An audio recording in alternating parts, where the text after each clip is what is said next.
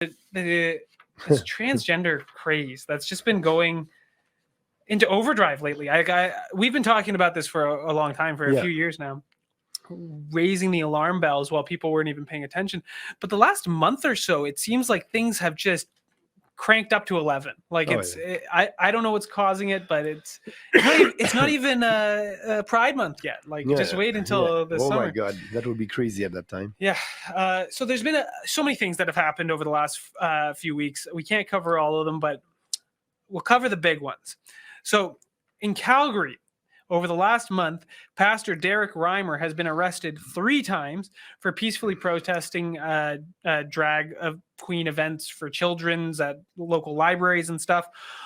On top of that, Calgary's leftist city council met to push through an emergency bylaw, pushed through the day it was proposed, called the Safe and Inclusive Access Bylaw.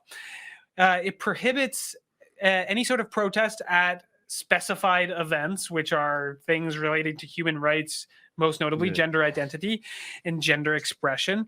It prevents any protests outside of city-owned facilities all day, plus an hour before and after the typical workday, with penalties of up to $10,000 and a year in prison for violating these protest restrictions. It's pretty absurd to me. What do you think about these bylaws and how Derek's been treated? It must be unconstitutional. We must have, and I believe that we have, if you read our constitution, the right to protest all across this country peacefully. You must add, the pastor was arrested after peacefully protesting against that ideology, because we must speak about it. The Drag Queen Story Hour is an ideology, a woke leftist ideology, and they want to promote transitioning for kids. I don't like that word, transitioning, because as you know, a man will never be a woman and vice versa. You cannot transition. But doing these shows in front the kids, for the kids, I'm against that. And that organization, the Drag Queen Story Hour, started in the US. And if you go on their website, you can see their motive, their goal. Their goal is to put in the mind of young kids, 7 years old, that, if they feel, if I'm a boy and I feel like a girl, that I can be a girl. I can be another gender. No. So we must not promote that ideology.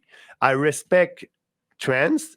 They can do what they want with their body at 18 years old, but we must not do that, because after that, the kids will have, hormones and surgeries, and they will mutilate their bodies. And we are the only party that is speaking against that. But now it's common, it must be normal, and it must be fun, it's funny, they're dancing. And no, behind that, there's that ideology, political philosophy ideology, that we must fight. They're against the family. For them, a family and, kids being boy and girls, no, that there's more than that. You can be the sex that you want. But and what I don't like, it's these establishment politicians at the municipal level are saying, okay, you cannot protest that. How come I cannot protest? I'm supposed to be able to protest things like that. But I'm very pleased that the pastor did it. And if I'm in Calgary a day and there's a protest, there's a Drag Queen Story Hour, I'll be part of these protests peacefully, like we did during COVID-19. Yeah, exactly. And we were right to do it. It's important to challenge these kind of unconstitutional restrictions. There's no such thing as a transgender child. There's no such thing as a child born in the wrong body. There's like to streamline people into body mutilation and cross-sex hormones when they're children. It's child abuse. And we're going, I guarantee we will look back at this in 10, 20 years, much like we look back at lobotomies and other medical procedures that were the norm, that were looked at as solutions to mental illness and problems like this. like it's never the solution to cut off healthy body parts. Yeah, Like absolutely. it's absurd. Absolutely. So- And that must be illegal. Yeah, And absolutely. that's part of our proposal. Yeah. It would be illegal, it would be criminal to incite young kids to do a transition. Yeah. No. Children under 18 Yeah. can't get a tattoo because Yeah. they shouldn't be Yeah. able to alter their Yeah. body. They Yeah. should not be able to cut off their genitals. And to make things worse, the Ontario NDP here in this province, the opposition party, so it's not the government, but they put forward an almost identical bill to this Calgary bylaw that would stretch across the entire province. Can you pull up this screenshot from the press conference? There it is. Like I can't believe this is reality in 2023 Canada. Like this looks like some sort of like this hour is 22 minutes skit or something. It looks like sketch. Yeah. it looks like satire. But that's the reality. You know, you have everybody there. You know, it's it's supposed to be normal, and it's supposed to be. You know, we are not. I'm not against any trans. It's your own decision, but do it when you're an adult. And if you want to mutilate your body, or if you want to dress like another sex, do it. You know, it's your life. But try to put in the mind of young people that it's something that you can do. You know, you like that when I'm making makeup and having a dress as a man, maybe you can do it. Yeah. No, we want to show to our kids an idol. Yeah. And it must be, you know, why not having grandmom being out there and reading story? Veterans And people that, you know, you want your positive kids role to models. look to them and to Not people confusing children and letting them down this kind of dangerous lifestyle path. Yeah. Talking about normalizing this stuff amongst children, though, we're going to shift focus over to British Columbia, where you exposed Same crazy thing. say more crazy stuff. Trying not to swear, keep this family friendly. You exposed a government-funded drag summer camp over in British Columbia. It's got funding from the municipal government, the provincial government, and the federal government. You exposed this. I think you've got some backlash because of this. Can you tell us a bit about? Yeah, first, you know, the money, it's coming from us, the federal government. And if it's not the federal government, it's money coming from organizations that are raising money from other government. So it's public money. And how come the government will pay for a summer camp, a week with drag queen and saying to people, you know, it's a normal way of life. We must not, first of all, give any money to that. And I don't agree that you must send when I was a little bit younger, I went to a camp and I had fun at camp. It was, I did horseback riding. I was playing football, soccer. That was a nice camp. But I don't understand, it's your own decision as a parent, but why you want to send your kids to a camp like that and just mixing the mind of your kids about the sexuality? Why doing that? And it must be illegal. We must not promote that behavior. And so, but no, it's all in. It's politically correct. Yeah. And you remember, Danielle, the first tweet that I did when we created the party, I said, this is the end of political correctness. Yeah. And, it's politically correct. You won't see any establishment politicians speaking against that. Yeah. Because, they're going to be against trans. And no, you can do what you want, but let our kids alone. I believe the organizers of this camp accused you of of some stuff. Do you have after that? Your tweets? I don't know if we have a screenshot of it, but they said that now they were worried that there would be like violent fascists that would come with weapons to attack this camp. What do you think of these absurd allegations? Like, what the heck is that based on? No, it's not based on nothing. They just want to try to discredit the PPC. They don't like what we are saying. They know that it may become popular because it's based on common sense. And so the only way that they don't want to engage in a discussion with us because they know that they will lost the argument, they won't be able to win. So that being said, they just try to discredit and they're throwing names at me and at us. But it won't change our position. Yeah. We have a strong, solid position based on strong principles. There's only two sexes, and that's it. And you must accept your body, like you just said. A kid is not born in a wrong body. That does not exist. Yeah, and it's a toxic idea to promote. Yeah, very toxic. So the fact that these people in charge of that summer camp did that, it is showing to me that we have an influence. It will come. The more we speak, and that's not the first time, like you said in the beginning about the drag show. I think I started to speak about it 3 years ago, when it was not so popular right now. But I believe that they understand that the more we are out there and with a strong position, it's a little bit harder for them to continue to promote their ideology.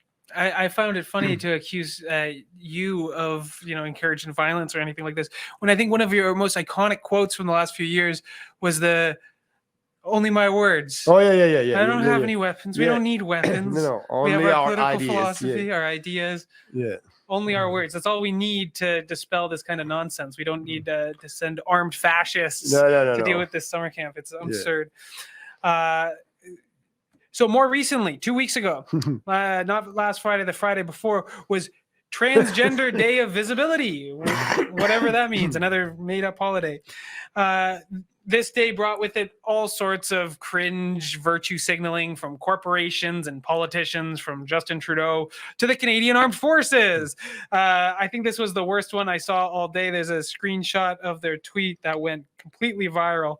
Here it is. Today on International Transgender Visibility Day, we reaffirm our commitment to providing an open, inclusive working environment that allows Canadians to serve their country with pride and foster culture where everyone is free to be their authentic selves. What do you think of that, the Canadian military promoting this? Open, inclusive. So it's all sorry about that BS. The Canadian forces were not open and inclusive for soldiers who decided not to take the vaccine. They told them, we don't want you in the Canadian forces, go away.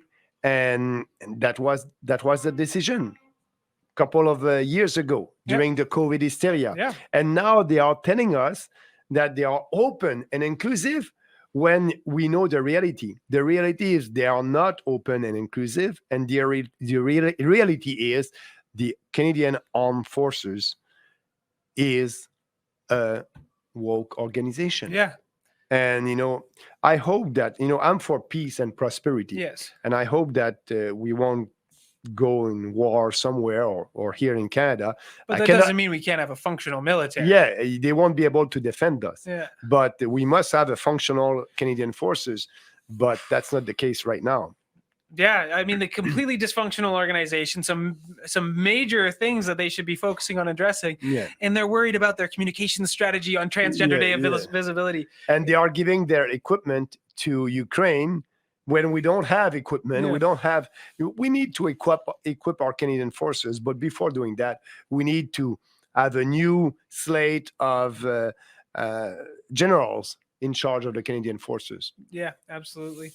This organization is struggling with recruitment, and I'm not sure if putting out messaging like this is going to help get you nice, big, strong soldiers committed to the country. Exactly. Men that are going to fight for us and protect us. But on that very same day, our friend Billboard Chris, he was at a pro-trans rally, protesting and making sure the other side of the story was heard, and he was violently assaulted at this rally. Let's watch the clip. Why do you think they're getting that kind of representation? I mean, it's clearly was aggressive, violent assault. You suck. Fuck you. Fuck you. You're not wanted. Fuck you. You're a fucking idiot. You're a fucking idiot. I don't know what to say. I guess these police officers are mostly indoctrinated as well. They're afraid of the mob. Because you're a fucking idiot. I think they're afraid that if they do anything to actually keep law and order, that they'll end up being on the end of this verbal abuse. So it's just cowardice from everybody all around. People probably want to know, how do you keep your composure? Fuck you! What's that? How do you keep your composure? Fuck you! Fuck you! Fuck you! Nothing. Fuck you! Fuck you! Fuck you! Fuck you! Fuck you! Fuck you! Fuck you! Fuck you! Fuck you! Hey! Get your fucking ass up there! You Oh my God. Sorry for the crass yeah. language. It was a bit out of I our don't control. want to be sexist, but for that woman was very strong. Yeah, yeah. A very masculine woman. Yeah. That was absurd. So you sat down with Chris last week to talk a bit about that. Please go check out that full interview on this topic. But what do you think of that? This kind of rising trend of transgender violence and the way that the police have been dealing with it, because that was another big part of that story. Yeah, the most concerning is the way that the police deal with that without doing anything. If you are able to see the full video, you're gonna see there's about 15 policemen over there and 16, and they were just there looking at the crowd, and it's and one lady said, you did provoke them. Yeah. It didn't do anything. Look at that video. So that being said, the police is woke, but we need more. We need more Billboard Chris in our society. Yeah, And, he's such a brave. and I really appreciate the interview that we had. And if you have time to watch it, that was a very good one. And I like to be with Chris. The first time I've met him was in Vancouver a couple of years ago. And I must admit that at that time, he educated me about that ideology. And Chris in the US, is speaking with US politicians. They're passing legislations against forcing kids to transition. And so he's doing a good job. We just need more people in Canada that who will understand that what is happening to our kids. But I'm doing that fight with him. Yeah, no. It's a great fight. Chris is an excellent activist. He's working with, governments and politicians around the Western world, in Australia, the U.S., But not in Canada. Scotland, but not in Canada. None of them will talk to him for some reason. None of no conservative member of parliament, no member from any party at any level is willing to talk and work with Chris, who's an expert on this topic. Absolutely. He's advising, like he sat down with the Speaker of the House in the United States. Yeah. Like he's talking with high-ranking government officials in countries all over the world, but he's a Canadian citizen. He's out from Vancouver. His own governments ignore him. But not only government, the opposition party, as you know, they all voted in favor of that Bill C4. Yep. Yeah, is it The C4? conversion therapy. Yeah. So actually, what that bill is doing, as you may know, if you want to speak to your own kid and telling him or her that they must accept their body, it is criminal. You don't have the right to do that. If a health professional wants to do that also, it is criminal. So they are pushing kids to, and if you want to do the opposite, to speak with the kids and, oh yeah, you can transition. We give you hormones and we're going to mutilate your body later. All that is legal. So it must be illegal. That must be the opposite. But the Conservative and the NDP, the Liberal, the Bloc Québécois, the Green, everybody voted in favor of that bill. And they were so happy for them, it was great for our society. It is not. And so we'll repeal all that.